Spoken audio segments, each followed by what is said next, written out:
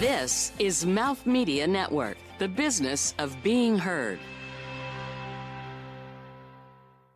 A pandemic, fires, locusts, explosions, riots, and season 2 of Funny People Talking. So, 2020. This is Funny People Talking.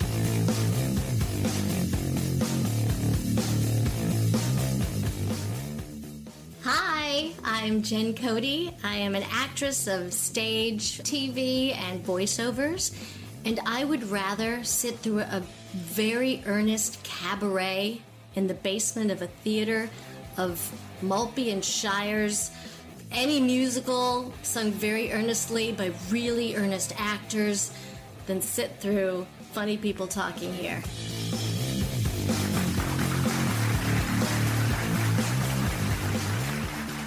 Hey everybody, and welcome to Funny People Talking. I'm one of your hosts, Mark Rako, and the other, but far more important host is Dresden Angle. Hey, Dresden. Hey, my friend. Why am I more important?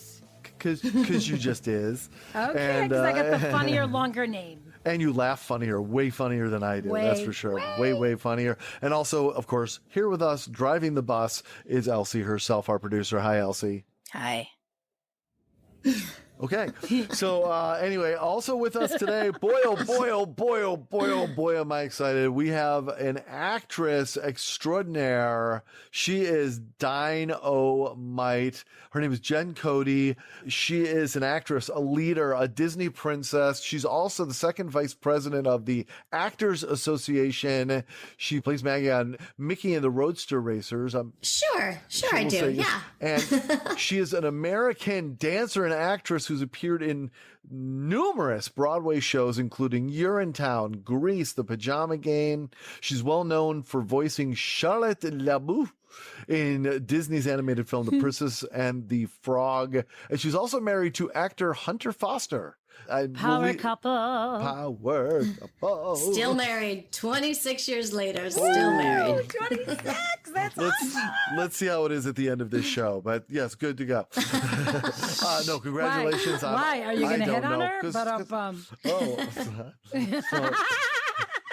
Hey, we've been together every day during COVID. You never know. I know, isn't that true? I know. Anyway, congratulations on every piece of that. We're so happy to have you here.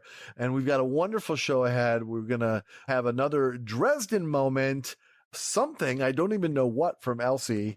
And of course, a brand new improv game, by the way, selected just for Jen. And of course, we'll dive deeply into everything that is Jen Cody. So that's coming up. I'm so excited. But first, I have a question for Dresden. Oh my gosh. Dresden, I noticed that you have on today, which I love, by the way. You know, those New Year's glasses that say the numbers of the year, it's like 2020 or whatever. But for some reason it says 1987. And I really am not sure exactly why today of all days you'd be wearing glasses say 1987. Especially not even December 31st today. So I can't wait to hear about this one. Have you ever seen pictures of what I look like in 1987? Oh, yeah, I have actually. I just like to sit around and stare at pictures of myself from 1987. Yes, when my clothes were in single digits. Boom. And didn't have X after the title. Aw. Yeah. Well, no, it's okay. More of me to love. But who the heck wants to wear this year's? I'm not going to say the name of the year. Like, it's that rabid and horrible. I got it. Who wants to even say the 2020, right?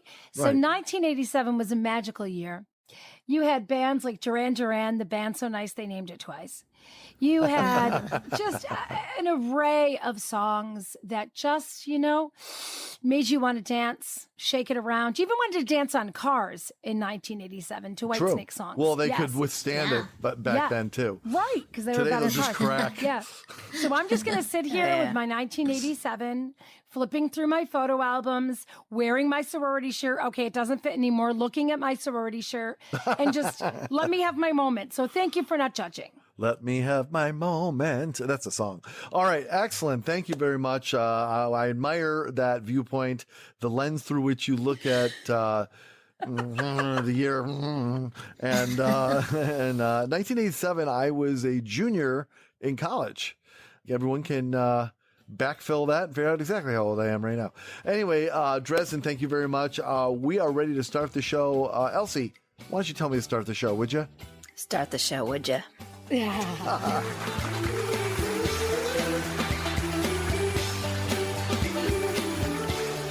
From the Mouth Media Network studios in New York City, this is Funny People Talking with Mark Rako, Dresden Engel, and Elsie.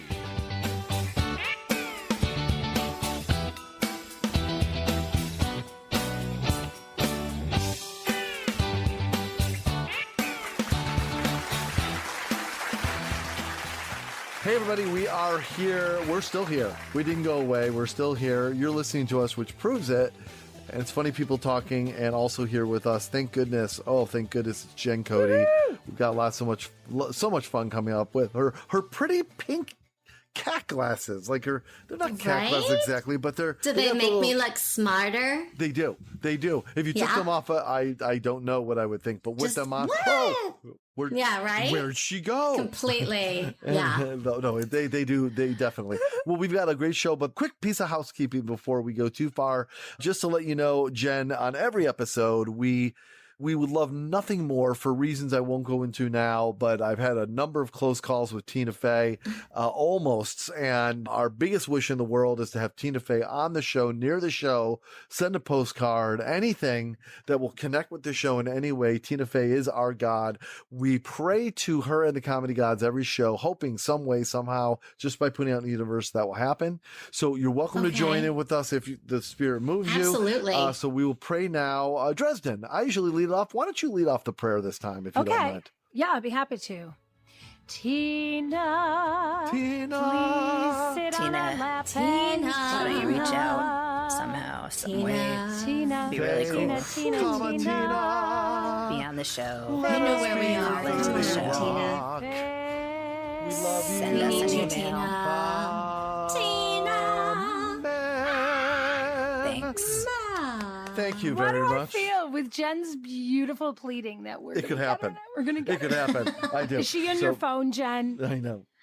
She is not in my phone. I was actually thinking of right? I was like, who do I know that knows her though? Oh my God. I believe sincerely, I really mean this. If Tina caught wind that we do this every show, she might call in. She might do something. We might find. I believe she would. I think she's exactly that way. She's a cool chick. She's a cool chick. She gets it. If we really dedicate a part of every show for as many shows as we've done this, I believe that she would do it. So anyway, all right. So before we go any further, I think it's a perfect moment in time for... And now, it's time for Dresden Moments. So Dresden.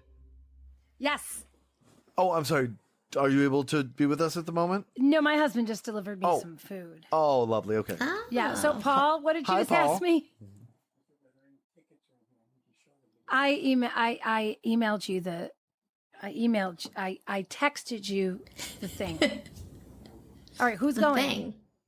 They're going to the haunted caves of Lockport. Oh, nice.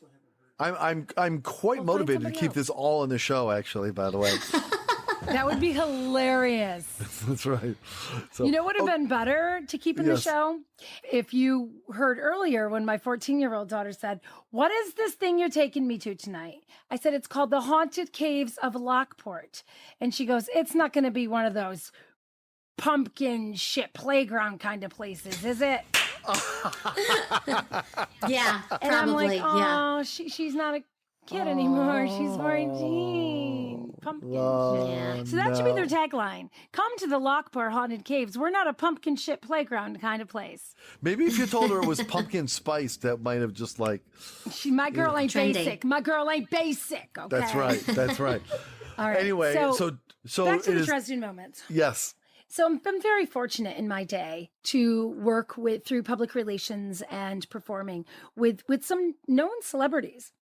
And ironically, not Tina Fey. Funny enough. honey, the night's young. I know. My husband just texted me, blow kisses to Mark for me. So, mwah, mwah, mwah. I've also had the opportunity to work with some amazing people in my career. I've worked in tourism one time with this lovely gentleman, lovely gentleman by the name of Frank Cody. And if I tell you he has the same last name as our guest, you will understand why. Well, he was a rock star in the tourism world. Every single person in my town of Rochester worshiped him and adored him. And I was supposed to be at a dinner that he was attending. But instead, I had to go to New York on business, and I went and saw Shrek, the musical. Oh. So after the show, I'm at the, shake hands with people line, and this lovely actor, dancer, singer by the name of Jen Cody came out. And I said, oh, Jen, what a coincidence. I'm supposed to be having dinner with your dad right now. And I didn't even get the words out. And she said, let's go backstage. Come on. You want to meet everybody? And this amazing woman, just because I told her I was friends with her dad, took me backstage of Shrek. I met Johnny Battaglia, #crush. Oh, there's Brian Darcy James. Oh, there's Sutton Foster taking off her green makeup. Oh, this is nothing. You want to see the stage? Sure, we'll go on the stage. Just because her father was the most amazing man in the world, and because she loved him so much, just mentioning his name, she did this for this girl from Rochester. So Jen Cody, woman who's been on 7 cast albums because she's a Broadway star. Thank you. Thank you. Wow. Please. It's always nice. I forget sometimes the joy sometimes you take it for granted. And so it's nice to hear that it was something special to you. Because for me, it's probably like, oh, it's backstage at Shrek. It's the Broadway theater. It's filthy. It's nice to hear the other side of that. Yeah. But you knew, you wanted to give me something special because I told you I was friends with your dad. And you just said, hey, let's go backstage. There wasn't a discussion. You just said, come. No. And because you're Jen Cody, the security guards I'm like, I'm with Jen Cody. Excuse me. I'm sorry, autograph line. I'm going backstage now. So anyway, I've seen you in so many Broadway shows. You're just beautiful and magnificent. But then to meet you and for you to be that amazing to a stranger, bless you. So it gives our listeners some idea of how freaking fantastic you are. Very nice. Well, that was a great, most fitting Dresden moment. Thank you very much. Lovely to hear. All right, up next, I have been told Elsie's going to do something. I don't know what it is. I don't know if it's an installment of Yum or Yuck of Elsie's World or something else. I don't have a world. That's true. We established that. Elsie, what you got? She was baking, she's cantankerous, and her cat's an adjustment. She's the producer, it's Elsie. I was going to tell a story about Halloween, sort of. No. I changed my mind. Not Halloween. So no Halloween story. No, I'm going to tell a story about my friend's kid. That's what I'm going to do. So, I was over at my friend's house and we were at the kitchen table and they had taken these school photos, and everyone's all lined up in the foyer kind of thing. And someone's far away and takes the picture. So yeah, we're looking at the picture and my friend's pointing at all these kids who flipped the bird in the picture thinking they were all cool. And so then we noticed that her kid did it too. And all of a sudden it wasn't funny anymore. So then her kid comes in the room with her sister and her little brother. And yeah. Wasn't that an episode of Roseanne? How old? Yeah, I'm just telling a story. So. Oh, okay. Sorry. You just paused? The story's still going on? Mark, she was pausing. You got me in trouble. Sorry. Did I ruin the story? No. Okay. So then they had to go to the principal's office.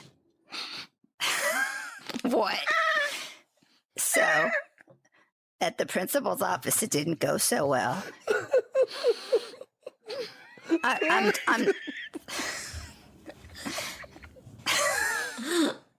Continue, Go ahead, please. So then I said, and then you said, just wait till my friend's son DJ comes And then it's going to be all over. Oh, no.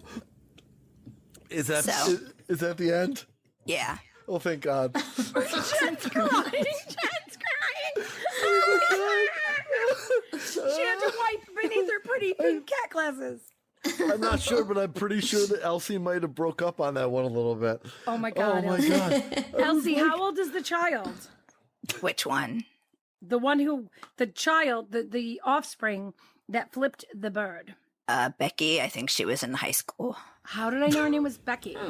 Because it was Roseanne. It was an episode of Roseanne. It was an episode of Roseanne. Oh, I thought it really was her friend. This is so funny.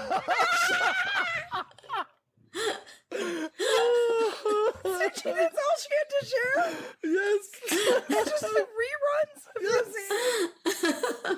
I love it so much. It's like, I don't have a life, so let me tell a story from a sitcom plot.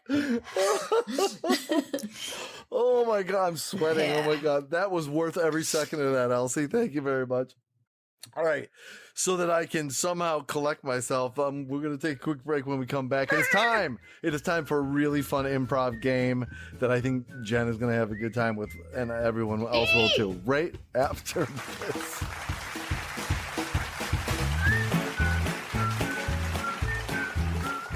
Person, woman, man, camera, TV. Microphone, podcast, comedy, improv, interview, food, chickens, circus clowns. Why me? That ought to do it. This is Funny People Talking. As an American, there is no greater privilege and responsibility than choosing who will represent you and your family to determine the course of history, your lives, the economy, your health, your safety. On November 3rd, please choose to vote.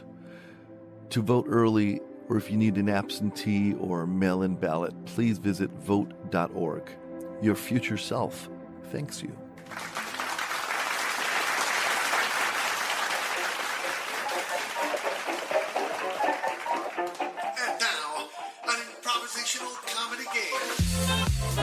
All right, everybody, time for an improv game.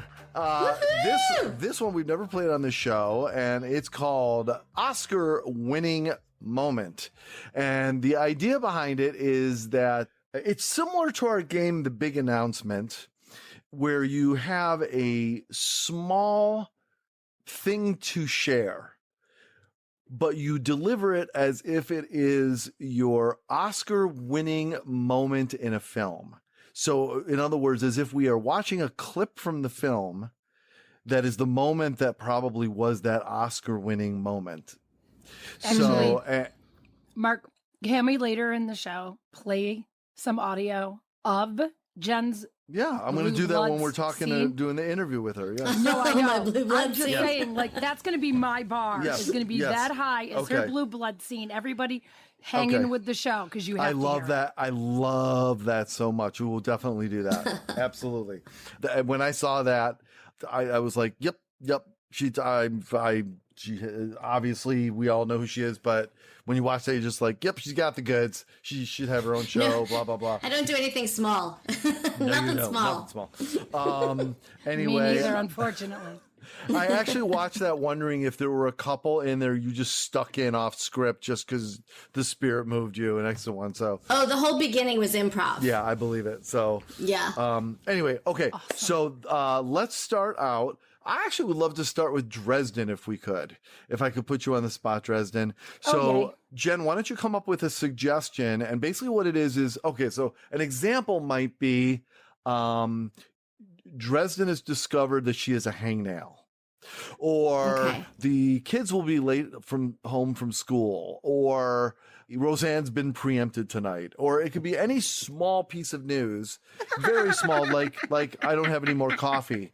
But it has become an Oscar-winning performance in a film as if we are watching an actual clip.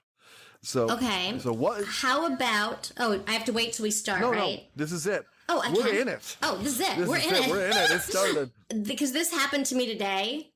Today? Right? I went to rip off some saran wrap, and that little serrated edge broke off. Oh, yeah. And what are you supposed to do now? I couldn't. It's like a waste. The whole thing is a waste now. Oh, gosh. Oh, jeez. All right. So, Dresden, thank you very much. And Dresden, this is your Oscar-winning moment. No, it's okay. No, I just have to make the kids sandwiches for lunch. No, really. It's just going to take me a second. Just give me a minute. No, really. I really, really need to go with you on this trip. It's important. Just give me a minute, okay? I'm just going to...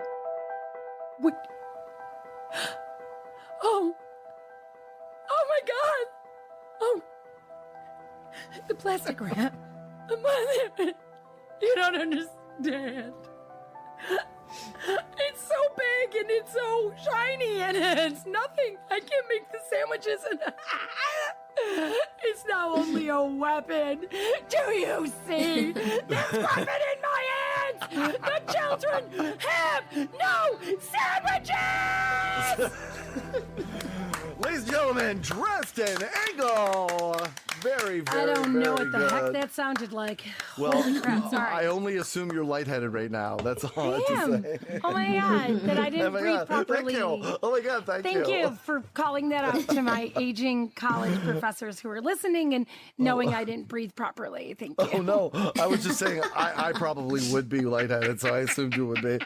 So, okay, I'll go next. Then let's do Jen. Let's finish off with Elsie, shall we? Perfect. So, Sure. Dresden, why don't you give me a scenario? So how about one of my favorite movies is Willy Wonka? Oh, yeah. But I think this is going to be a more sensitive Willy Wonka. Oh, okay. Where when Augustus does go to drink and ultimately fall into the chocolate river, you simply try to level with Augustus about the hardships of being obese and also, the high calorie count of the chocolate. Thank you. Got it. Now look here, Augustus. Just come over here and just look me in the eyes, because you have to understand I haven't always been rail thin. There was a time, and I know it may be difficult to believe, but there was a time when I was over 2,000 pounds. In fact, they had to weld 3 cars together just so I could get to places, so I could fit in it. And believe me, I understand it's difficult, but I have to tell you, chocolate is the enemy. It is the enemy. The same way the Nazis were an enemy, the same way that a child abuser is an enemy, chocolate is an enemy. I cannot tell you the things it had done to my life, the ways it had hurt me. I don't want those things for you, Augustus. I don't want them for you. I'm sorry, this is just bringing back so many memories of the time that I lived in the cider house. Oh my God. And there was so much chocolate. There was absolutely no cider, which was very odd. But there was a lot of chocolate. And I'm telling you, I never want anyone to go through that. I can't. Here's a peppermint. End scene. That's it. Thank you. All right. Wow, we've equated gluttony of chocolate to Nazis and child abuser. Feel terrible. It's just the memories. It's all scarring. It's all the memories. It's not your fault. It's flashbacks. Okay, so Jen, it's your turn for your Oscar-winning moment, and what I like you to do is your Oscar-winning moment is the moment in which you were unable to blow up a balloon for a birthday party. Okay. So whenever you're ready, this is Jen Cody's Oscar-winning moment. Okay, you weren't there. All right, if you were there, you could have an opinion about this. I had the balloon in my hand. Everybody was watching me. And I put it to my lips. And I thought I was just going to blow. And it would blow up. It was a big pink balloon. And I put it to my lips, and that chalky feeling that happens, it was there. I thought everything was going to go great. And I started to blow. And blow. And nothing happened. And I was farting, and it was coming out the wrong way. And I was humiliated in front of 6-year-olds. That's what happened. So don't tell me that it's okay. It was not okay. Ladies and gentlemen, the great Jen Cody with her Oscar-winning moment. Nicely done. Beautiful. Very good. Okay, and we will finish out. Thank you, Jen. That was great. We'll finish out with... Oh, my God. I feel so sorry for you right now. With Elsie. So we'll come back to Jen. And why don't you give Elsie her Oscar-winning moment motivation? What is she doing in her moment? She's going to get on a public city bus, and her Metro card doesn't work. Oh, no. All right, take it away, Elsie, with your Oscar-winning moment. Hey, how you doing? I just put the Metro card in this way. Okay, cool. What? Why is it? I don't understand why it's... What do you mean it says there's no money on it? I know for a fact there's money on it. I gotta go somewhere. I have an appointment. But, come on, man, please. Can I just maybe ask some other passengers or something? Maybe they can. I can give them some cash and swipe their card or something. What do you mean that's illegal? It's a card. You're getting the money. Please, sir. But I gotta go. What do you mean you're gonna throw me up and I'm holding people up? I'm not trying to do that. I'm trying to get somewhere. It's really vital. It's important. Where am I going? I don't think that's up for discussion. We're wasting valuable time. Oh my God. Oh, I'll move to the back of the bus even. I'll be the last one where the bumpy thing is that no one wants to stand by if you just let me on. Oh my God. It's the worst day of my life. Yeah, you have a good day. And see, that is an Oscar-winning moment. And by the way, that is literally the most emotion we've ever seen out of Elsie. Wow, Elsie. I didn't know you had it in you, man. Nice job. Thank you. All right. That is it for the Oscar-winning moment. Thank you all for playing so brilliantly. We will be right back after this, where we're going to talk to Jen about one thing, and that's Jen. Right after this.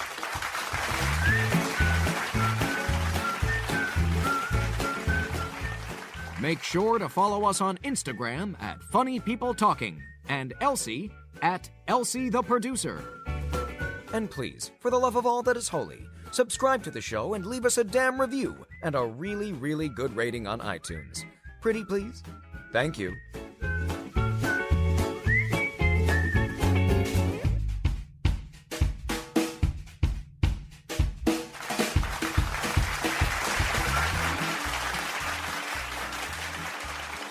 All right, Jen Cody.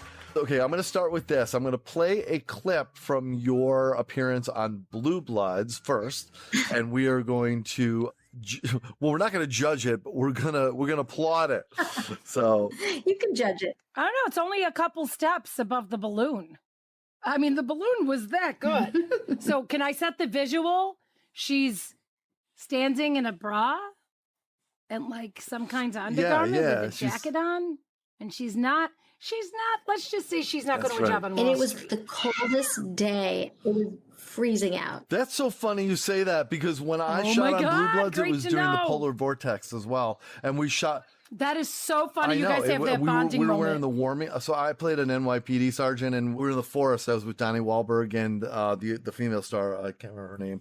And so we were in the forest going to find a dead body or whatever. But the main thing is it was so cold. I still had the full NYPD big winter jacket on, and we still had to wear warming coats in between takes because that's how freaking cold it was.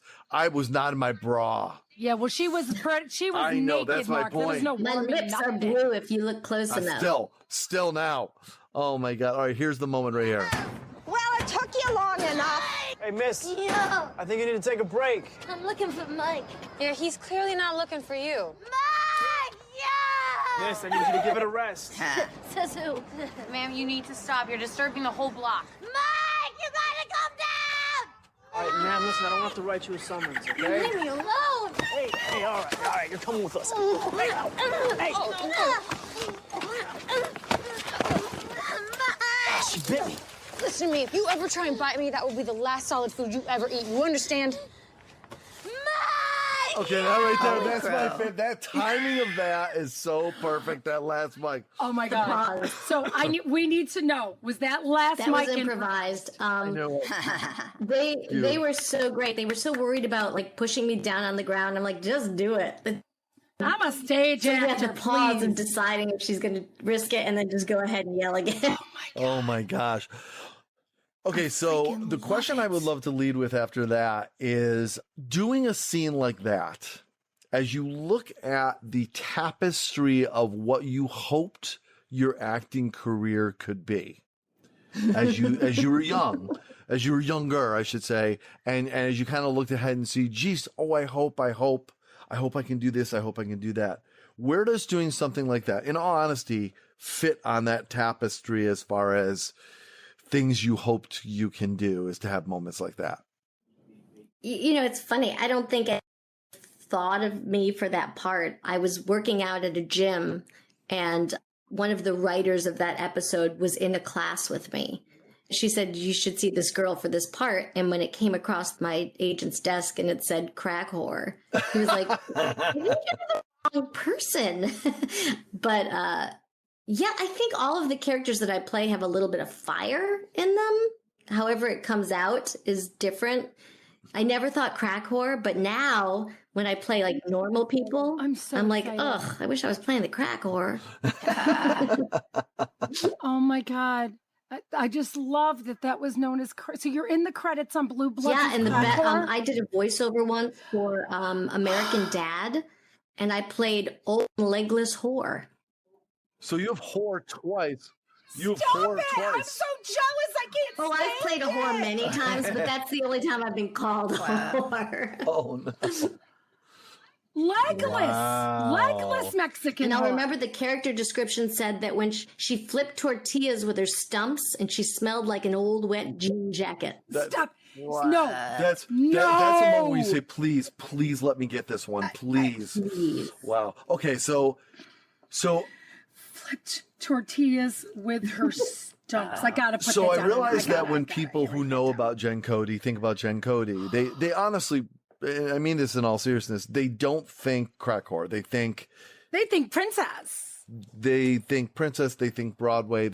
They think fluffy kitty. We all have a way casting directors and producers think of us.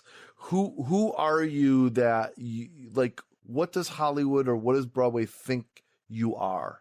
It's funny. I remember once going into an audition and someone said, "Oh, you're like the blue-collar Kristen Chenoweth." And I was like, okay, I can do that. I think because I'm tiny and I'm blonde, people expect a certain thing, and then I'm actually kind of a little crass and a little... That's me. I don't fit into necessarily the mold that the outside looks, and I like that. I think one thing you have in common, well, I'm sure many things, but one thing you have in common with Kristen Chenoweth that I think makes that comparison make super sense is that you both have this volcano inside of you that I think is probably the root of a lot of the humor that you pull out, because it seems like you have an enormous energy that you're able to pull out of yourself in your performance. Can you grasp a little bit, when you're approaching different kinds of roles, what do you think, other than it being you that's sourcing these performances, what do you think the through line actually is? Because it seems to me, without trying to form your answer for you in any way, honestly, I definitely, in looking at some of the work that you had available to see, it seems like a through line is there is a hint of humor in most things that you do. What do you think the through line is for you? I was telling the story earlier. I remember I didn't know this was a job, right? No one ever said, like, you could do this on stage, or I didn't know. And a theater troupe brought me to New York, and I saw a production. I was very young, and I saw the original production of Noises Off.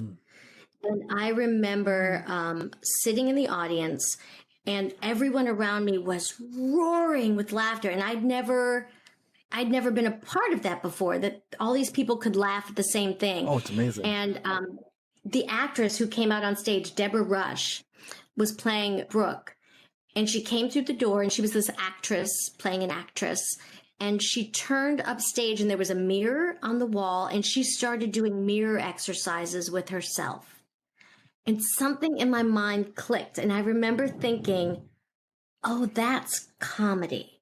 Like, that's humor. I didn't ever like understand a bit, right? Until I saw that. And it was really clear for me. And then I got to work with like really great comedians. You know, Sally Struthers taught me so much about crafting a moment. I watched her in Greece. I've done a few shows with her, but in Greece, she would work on a moment night after night, and we would see like the math of it. And if we held, like she held 3 counts here and then turned in a slow turn, and then sometimes she'd do a fast turn, and you could tell that she was creating this moment. So I guess that's when I knew, and whatever that is what like draws me to do it. Yeah. And then do you remember the first time you heard the laughter and felt the Yes. I was doing a high school show. This is so stupid, but I was doing Anything Goes at Roth High School, and Roth High School. Yeah. I was supposed to shoot a gun, and a bird was supposed to like fly off stage, and something happened, and the bird actually fell on the stage.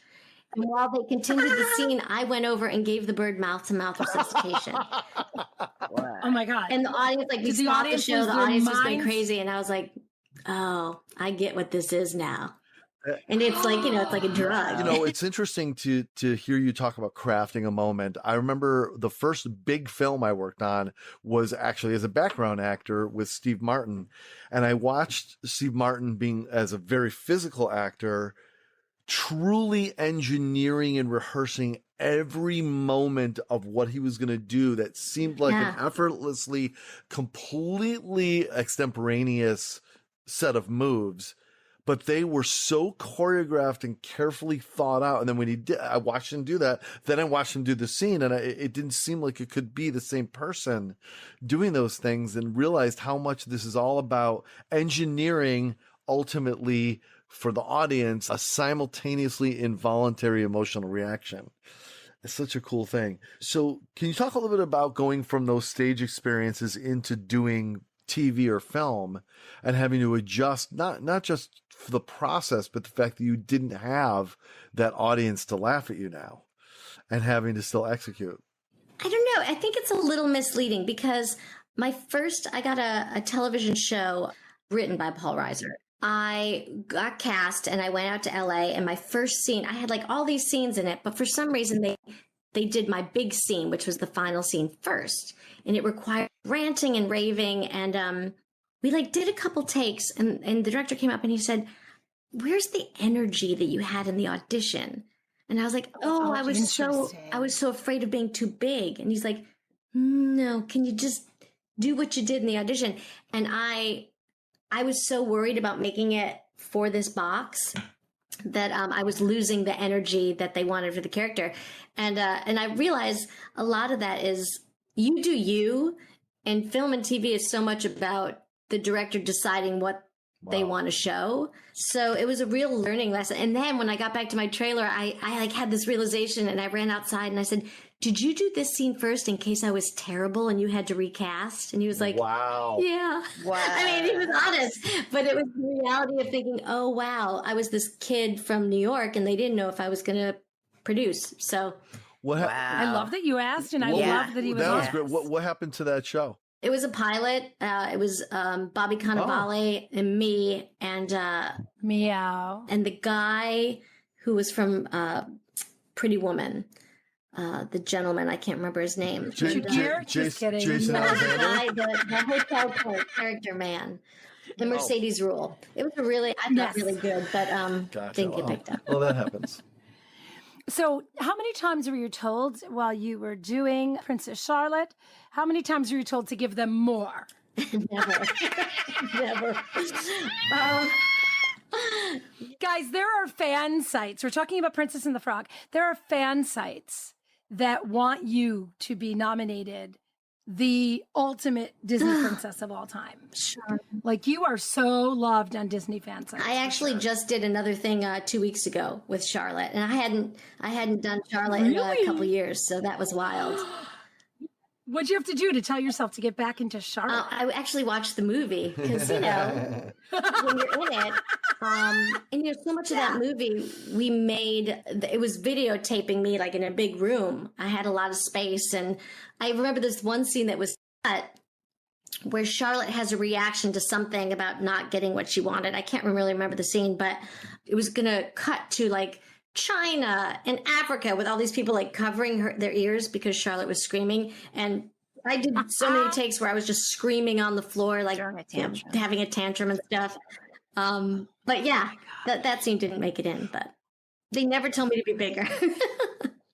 Was getting cast in that the biggest thing that had happened to you in your career? Oh, so because Disney. I got called because they were in New York and they were looking for singers who could do this new Disney film. And the casting director had seen me in The Wild Party. And the character was similar in that she was like a 1940s flapper. So they called me in and I auditioned for almost a year. I would audition and then not hear anything for a couple months. And then they would call and be like, so we're going to bring Jen back. And I'm like, am I still up for this? And then the last time I went in, it was truly like me and stars. And so there was I think I did well because I was like, well, I'm never going to get this. This has been really cool, but they're not going to go with the no name. So yeah, it kind of worked out. I remember when they called and they were like, so you're going to be, a princess. And I was like, are you kidding me? My friends threw me a princess party. Wow. It was yay! Wow. That's really cool. Do you know who you were up against for that? Who you were finalist with? I do, but I don't want to say. I don't want to say because I feel bad. But I will say one of them has the initials BS, and she may have showed up with her baby and was feeding her baby, handheld baby, a Coca-Cola. Gotcha. Does any of that ring true? Oh, yeah. Like a baby feeding him a Coke. Wow. In the waiting room. Interesting. So I guess the guilt just got in the way of the performance. Maybe, I don't know. But so now you're doing some more voice work. So now you're a quadruple threat. You're a singer, you're a dancer, you're an actor. Now you're doing voice work as well. And comedy, you're like, an octo threat. Give us like some insight on, from your home studio. Are you during COVID voicing commercials? Are you still going to New York? Give us some snippet of what your life is like right now. I did what everyone did is that made a closet into a home studio, right? Everyone did. We were like, they were giving like tutorials on how to do it. For real? Yeah. Oh, yeah. And so I did that, which has been great. I mean, I don't know about you, but I would always if I had an audition, I would be with my microphone and my blanket over my head and, trying to create. And now I don't have to do that. But, I think studios right now are kind of getting back into us coming back in. They're very great about cleaning every booth. And the last thing I did, I had to bring my own props because they're not going to give you anything in the booth like water or anything like that. So it's been a slow move back to the studio. What are some of your favorite things that you're voicing presently that you're allowed to talk about? Well, I do cartoons and I love them. There's two kinds of cartoons that you do. One is they listen to you and then they draw it, which is a lot easier than lip dubbing, which for a long time I did Winx Club, which was a cartoon made in Italy. And so they were using the same animation, but using American actresses. And so I would have to watch the lips move, which are in Italian, and then try to take the English words to make them fit. And that was stressful and really hard. But yeah, I like Mickey and the Roadster Racers. I've been doing that as a character on that. But those are my I love doing cartoons. It's a lonely business because you're usually alone in a booth, but it's fulfilling. It seems to me like people forget that performers at a high level, they're still just regular people that fight with their spouses, that have bad days, that don't feel good. They're just not into it that day. But, when you're doing a Broadway show, for example, and you're doing your 8 shows a week or whatever, that's a really big problem if you don't deliver. And no matter how bad you feel or how angry you are that day or what doesn't matter in most cases. And then it's the same thing when you're working on a big film and you have days and days and days of voiceover work and your voice is tired and you don't get to go I'm sorry, my voice is tired. Can we do this tomorrow? You just have to be there and you have to deliver at the top level. Can you talk a little about how you have faced that and gotten through those moments and found it somewhere within yourself to deliver in spite of? Yeah, I mean, I think you said before, I'm a very physical performer. And so when you first started talking about it, I keep remembering I did Cats for a little over a year. I don't think people are meant to be cats. It's like your body's not meant to do that. Volumes that just was. Go ahead, yes. And so I remember I would hear the overture and I would be laying in a pipe under the stage, ready to make my entrance and just crying because it was going to hurt so bad. The audience would know that because it's da-na-na-na-na-na, and then we're all being cats. So I think those are the times of what, in Pajama Game, I broke 2 ribs and it hurt to laugh. And I don't, Pajama Game, my character just laughed. Look, it's a job and your job is to make it the first time for the people in the audience. And if you can't do your job, I always say it's really easy to do one show. If you can do 8 shows a week for a long time, then it's a career, right? That's the hard part. Can you just give me some insight? When you said it's going to hurt so bad, did all your fellow dancers feel that way?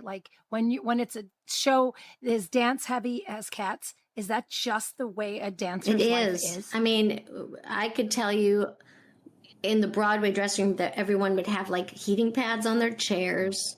In Pajama Game, backstage at the roundabout, there's a little walkway step area. There would be bowls of Advil.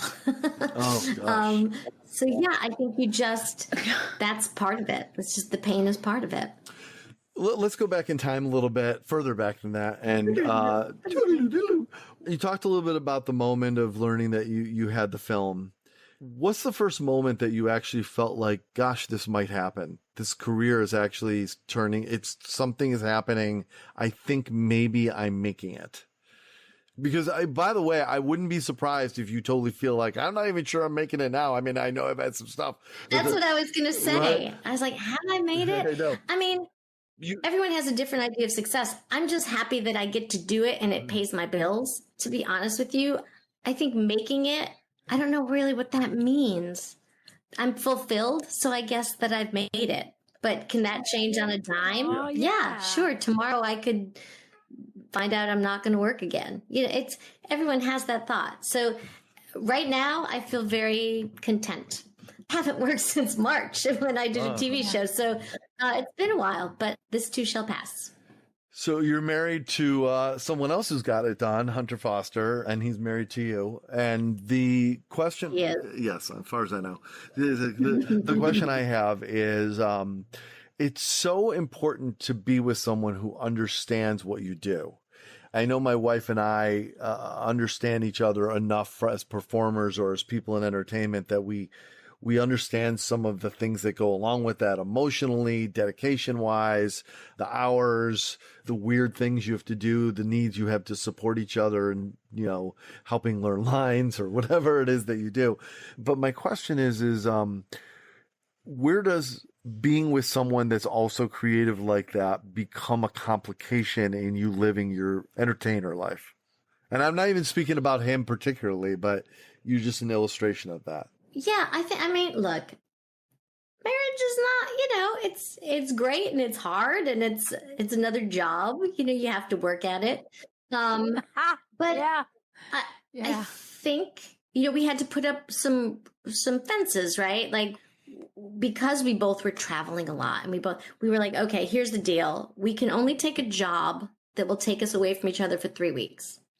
If it's going to be more than 3 weeks, we have to, before we take the job, figure out how we are going to get to see each other. Because 3 weeks feels to be the line in the sand when you come back together and you're like, did you always smell that way? This is a weird person now. So 3 weeks was the rule. And we stuck to it. And we decided that was more important. And that's probably why we're still married. I don't think we ever put our career before us. So I think that was probably the key. But it's good to know. You're like, hey, I'm going to go do this job in Kansas because they have a really good monologue and I really want to do that. I can't imagine saying that to like my dentist husband. Like, at least my husband is like, oh yeah, I get it. It's a good part. It's funny. I was saying to another guest who's in entertainment that in my mind, I've always felt that there are two polar opposites of actors. And I, being an actor in my life as well, one is the black box actor who, will do anything that's creative, is fine not making a lot of money, probably waits tables, and there's nothing wrong with that, but I'm saying that, and then they do their black box small theater for an audience of 7. And they have to feed their soul. It is what drives them. And it's not about the entrepreneurial spirit in any way, except for putting on how do we make the next one happen, which is an awesome set of choices. And then the other complete polar opposite is this is about how much money I can make, how many people I can be in front of, how big I can grow my Instagram account, far up the rung. I'm not making fun of that. It's a different set of choices. Looking at it as a true business, it's just that what I do in the business is this. I have a talent and I apply it and I've been good at it, whatever. So where do you feel, as someone who's done the craft, and you've also had some level of commercial success, whether or not you've achieved every possible goal you have in your mind of what could happen, where do you think you are as a person, as an artist in that spectrum? I think I'm lucky. I think there's just a lot of talented people. I think talent at a certain level is just, everyone has it. So I think that for some reason, things aligned that allow me to do both of those things that you say, right? Like when it comes to, oh, I should make a lot of money because my mortgage is due, I should take this job. And then, oh, well, my husband is working, so I'm allowed to take this little tiny job down in, the village for no money because it'll be fun. I guess that's the success, right? That's getting to make that choice. Because I have a lot of friends who, when the job comes, they have to take the job, no matter what it is. If it's a good job, it's a bad job. If it's $300, if it's $1,000, it doesn't matter because they have to take it. And I think that's the luck part in that. I get to go, oh, I'm so sick of doing this commercial thing. I want to go and do puppets, So Jen, I'd love to just sort of round out with one last question then, if we could. You've been so generous with your time.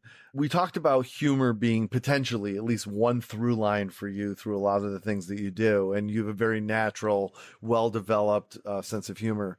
And we talked about that moment where you kind of did it straight and they got that laugh, and that was a big lesson too. But when a part is supposed to be funny, and the cerebral part of you says, okay, I now need to engineer what I'm going to do and make my choices for this character.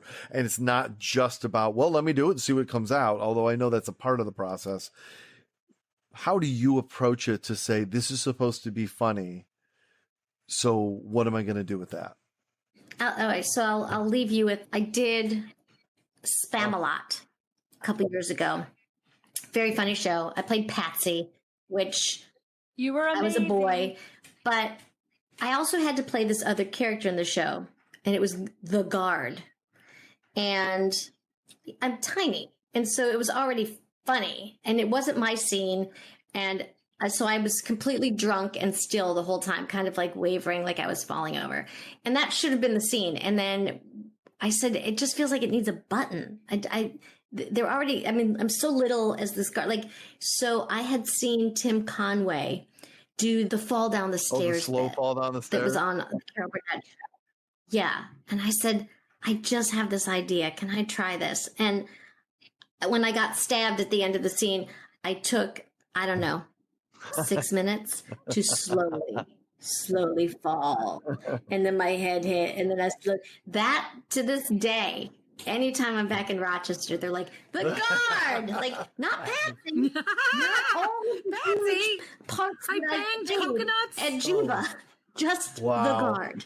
How cool. So I think like that comes from just watching people and having an idea that would be funny if I tried that here. I don't know. Boy, we have loved every second with you. Is there anything that you want to leave behind that's like, okay, this is what I'm planning to do next. This is what I want to tell people about. This is where I want to point people to. Social media, any place you want people to find you or look for you. I'm actually just focusing on November 3rd right now. I'm just focusing on November 3rd. Everything I do right now is just to get us to November 3rd. And then I'll make plans. Right, Jen Cody, you are a delight. Woo! Thank you very, very much. It's so nice to meet you. You're awesome. And we wish you the very best. And I hope that you get to that rung of the ladder and you say, oh, okay, this is where I was going. I hope that happens for you. So awesome. I hope so. That's it. If she's not already there. All right. Thank you, Jen Cody. You rock. Right. That's it for the show, everybody. Thank you so much for joining us. We love you and appreciate you. And hopefully we'll see you next week. Until then, for our producer, Elsie. Thanks a lot. And Dresden. Keep laughing and smiling. That's it. I'm Mark Rako. Have a great day, everybody. We'll see you next time. And stay funny. Bye-bye. That's it? That's the end of the show? Boy, oh boy, what a crock. This was Funny People Talking. No portion of the content may be reproduced or published without the strict written permission of the producers. Connect with our show at Funny People Talking or at our website, funnypeopletalking.com. I'm your announcer, Peter Coleman. Thanks for listening.